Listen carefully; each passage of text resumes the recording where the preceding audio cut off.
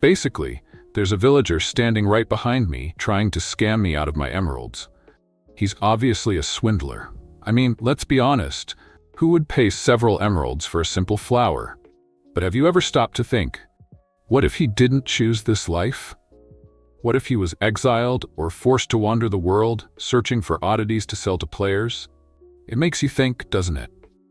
It's a rather unusual question about the wandering trader in Minecraft. We see them appear and vanish, bringing strange items at outrageous prices. Yet few have tried to uncover the past of this nomadic salesman.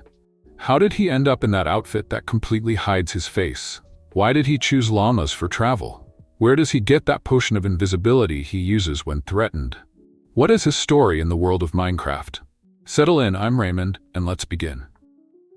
Ah, Minecraft. Yes, he is unique in his own way. A fully covered body, a head wrap, and a hood on top. He must be hiding from someone, I thought when I first saw him. But no, this costume serves a completely different purpose. First of all, he is a wandering trader.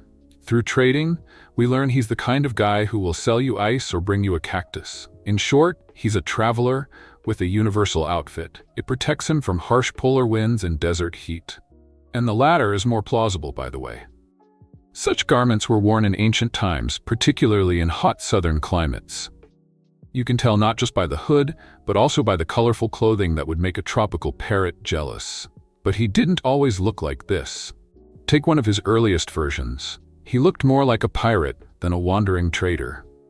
Then, they simply redesigned his hat, making him resemble Mario. However, he moved closer to his current design.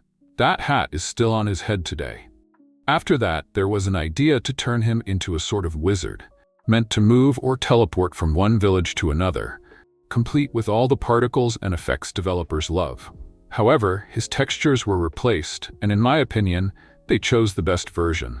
They also gave him 2 llamas, explaining his mode of transportation and making him more grounded. But even now, many things, like the history of his origin, remain a mystery to us. But answers to many mysteries can be found.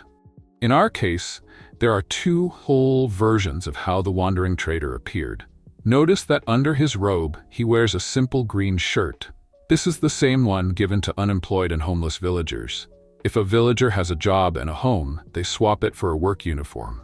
But with the wandering trader, it's not so simple. He seems to have a job, yet he's still classified as unemployed. We can use this clue to advance our theory. The wandering trader, as we know him, might have left his village voluntarily. He wasn't kicked out. I emphasize this because he occasionally visits village settlements, and the residents treat him friendly. It's possible there just wasn't a job for him in the village. And since he was homeless and unneeded, he set out to explore the world of Minecraft.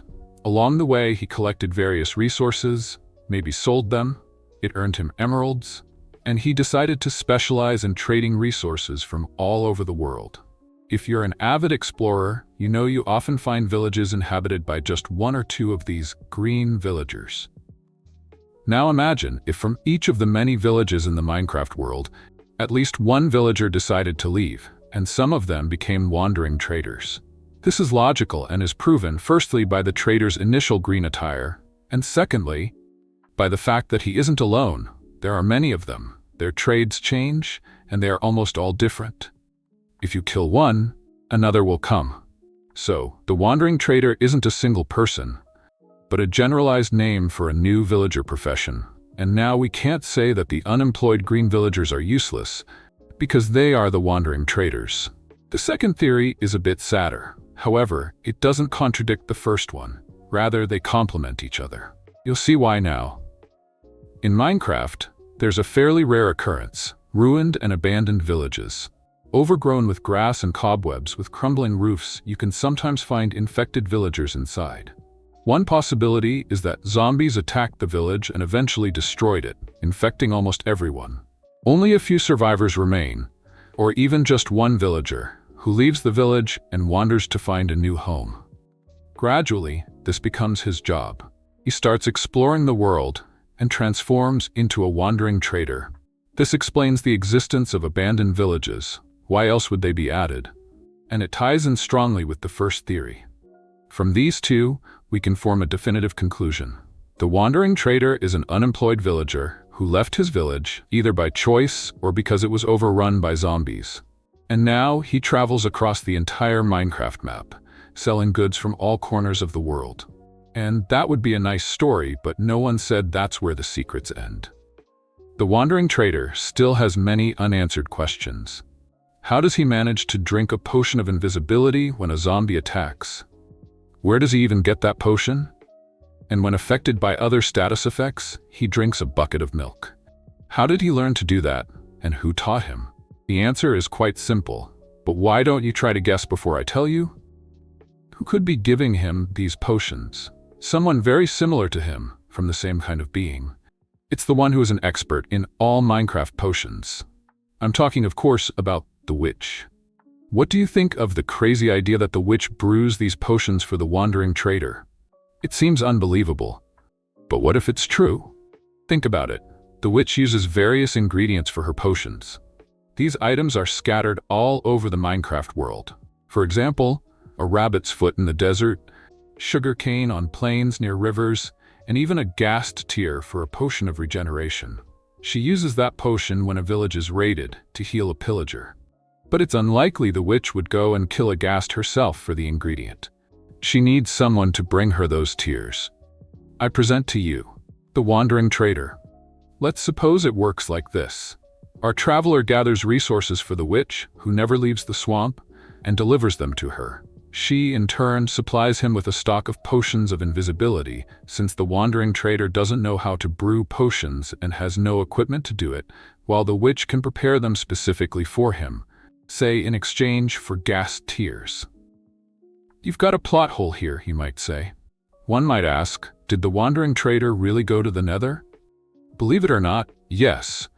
He's been to the Nether, as he sells glowstone, which is only found there. So, grabbing a couple of ingredients for the witch wouldn't be a problem.